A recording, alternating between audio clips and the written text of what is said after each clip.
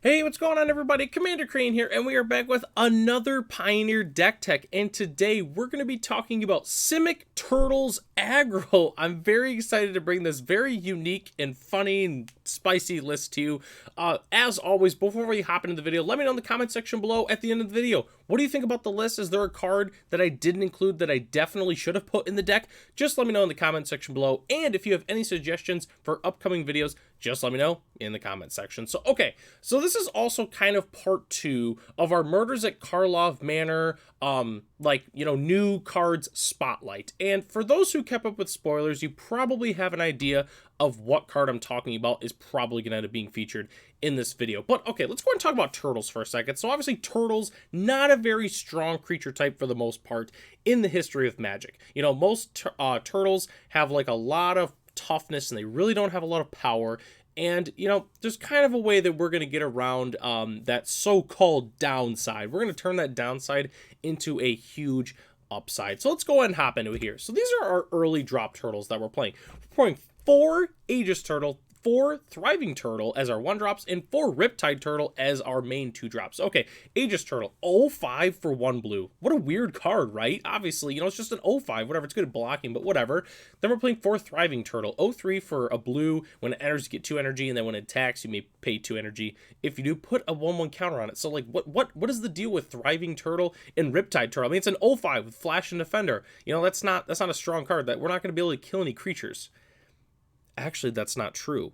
We, unsurprisingly, we're going to be playing a Butts Matters deck. We're playing 4 Assault Formation, 4 Huatli, the Sun's Heart, and a new card from Lost Caverns of Ixalan, 4 Bedrock Tortoise.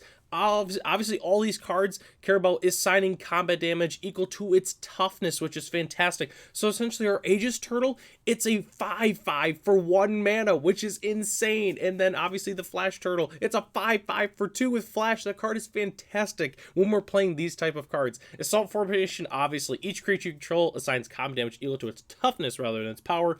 We can tap a green, give a creature, target creature with Defender can attack this turn as though it didn't have Defender, and then 2 and a green, creatures we control get +0/+1 until end of turn, which is basically +1/+1.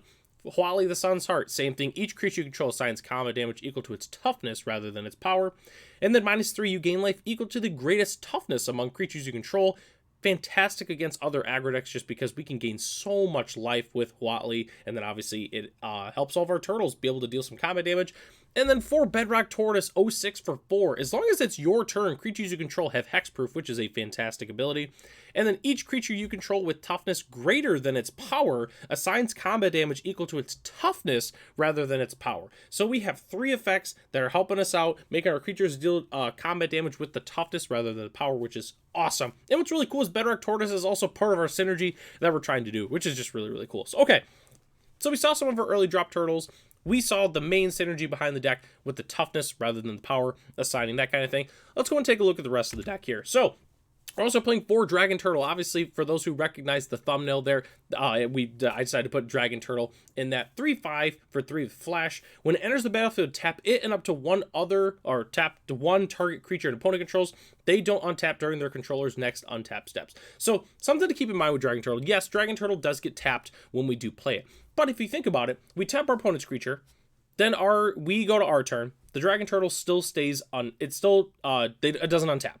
But then we go to our opponent's turn, and then their creature also doesn't untap. So realistically, with Flash, our Dragon Turtle still gets to untap before their creature does. They can help buy some time. It's great against other aggro decks. It shuts down their creature for a turn. And guess what? It's also a 3/5, but again, with the toughness assigning, it's pretty much a 5/5. So I'm a huge fan of Dragon Turtle in the deck. I think the card is very strong. And then, obviously, a new card from Murders at Karlov Manor. We're playing 4 The Pride of Hull Clade. 10 generic and a green for a 2/15 legendary Crocodile Elk Turtle. The spell costs X less to cast, where X is the total toughness of creatures you control. Has Defender, 2 blue. Until end of turn, target creature you control gets +1/+0. Gains, whenever this creature deals combat damage to a player, draw cards equal to its toughness, and can attack as though it didn't have Defender. So, okay, a couple of things we got to go over here. So, obviously, it doesn't have its own, creatures deal combat damage with their toughness thing, but obviously we're playing 12 effects that do that. So the Pride, most likely, is basically going to be a 15-15. Essentially, this is just a Defender Galta. The activated ability is sweet. It's whenever this creature deals combat damage to a player. So we tag with all of our creatures, when they have Defender, and then the one that's not getting blocked, boom, we're going to draw 5, 6, whatever, maybe 15 cards if they somehow don't block the Pride of Hullclade, which is pretty sweet.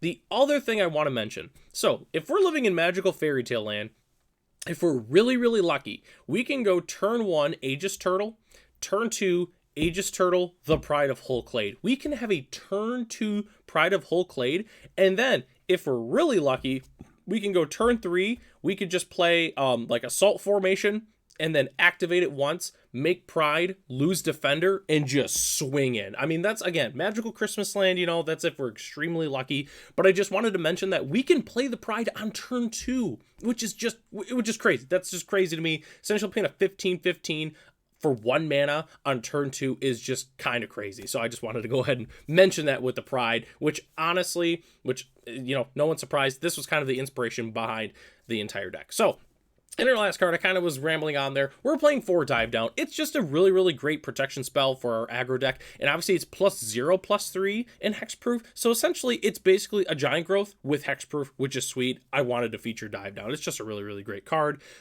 Really, enough said about it. And guess what? That's our entire main board. But guess what? We're playing all 4s, so it's pretty simple. We're not playing anything too crazy for the most part. So let's go and hop into our lands here, which is going to be really simple. We're playing 4 Botanical Sanctum, 4 Breeding Pool, and 4 Bark Channel Pathway, obviously staple dual lands of the format. We're also playing 2 Cavernous Souls and 4 Aether Hubs. So Aether Hub, obviously, for those who are paying attention, because of the Thriving Turtle with the energy, I decided to just play some Aether Hubs. I figured, maybe we can get... if we play our cards right with the Aether Hubs, we play 2 more. Well, we play 2 Aether Hubs. We can maybe get another trigger out of the Thriving Turtle. I just figured I'd throw those in there. It's kind of a dual land. Then we're also playing 2 Lair of the Hydra. Obviously, we're an aggro deck. We're definitely going to want to be playing Lair of the Hydra. On our next slide, we're also playing 1 Otawara and 1 Boseiju. Fantastic flex lands in the format. If you've got them laying around, I highly suggest always playing them in all your Pioneer decks. And then rounding our lands, we're playing 2 islands. I believe I've featured this land on the channel before, but look at that. Look at that nice beach area. You got the palm tree going. I could definitely see a ton of turtles hanging out on that beach, and that's why I decided to pick that art. I try to pick basics that kind of fit the theme of the deck a little bit, and I could see a ton of tortoises or turtles, and well, they're technically different, in real life anyways, not magic, but anyways, I could see a ton of turtles hanging out on that island there, so that's why I wanted to feature that art. So okay, so let's go and hop into our sideboard as well as some budget options here, which is pretty simple for the most part. We're going to want some Graveyard Hate. Cards like Tormod's Crypt are fantastic. I also kind of count it with Graveyard Hate, but we're definitely going to want some Grafdigger's Cage. It does hit on the graveyard a little bit, but it's also really good against the Amalia combo, which is very, very important to hate on in this current metagame. We're also going to want a few removal spells. I would personally recommend cards like Rabid Hybridization or Decisive Denial. So what's really cool with Rabid Hybridization is, yes, they do get a 3/3 after you play it, but guess what? With all the toughness reassignments, our creatures are basically 5/5s and 6/6s and, even 15/15s. So a little 3/3 for the most part is not going to be a problem, especially if you're taking out a high impact creature and turning it into a 3/3. Really not a big deal for us. We're also going to be wanting some counter spells. I would recommend, again, Decisive Denial is also a counter spell, but you could also play cards like Disdainful Stroke are fantastic. I think I'm also playing a couple of those. You can also play cards like Mystical Dispute. You can play Aether Gust. It's really up to you. It kind of just depends on your local metagame and kind of what you would like to play for the most part. And then the last thing we got to talk about is our budget options, which is pretty simple. We're going to want to trim the utility lands, so like the Boseiju, the Cavernous Souls, the Otawara. The Lair of the Hydra is really not too much, but if you're really looking to trim the budget, you could cut those just for some basics or budget dual lands, play some blue-green temples, that kind of thing. And then same with, budget dual lands. Go ahead and cut the breeding pools, put in some Yavimaya Coast. That definitely will get the entire deck a lot cheaper. And the creatures are really cheap. Really the only cards that are of value for the most part is obviously the Whole Clade. That card is kind of pricey right now. It is a newer card, at least as of the recording of this video. So, you know, they're going to cost you a couple bucks a piece. But other than the dual lands, this deck is extremely cheap. I mean, you saw all the creatures.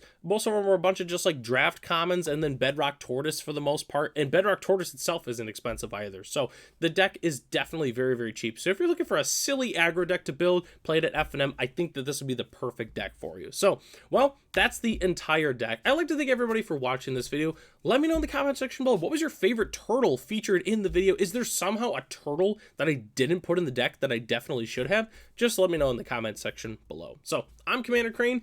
Thanks for watching, and I'll catch you in the next video.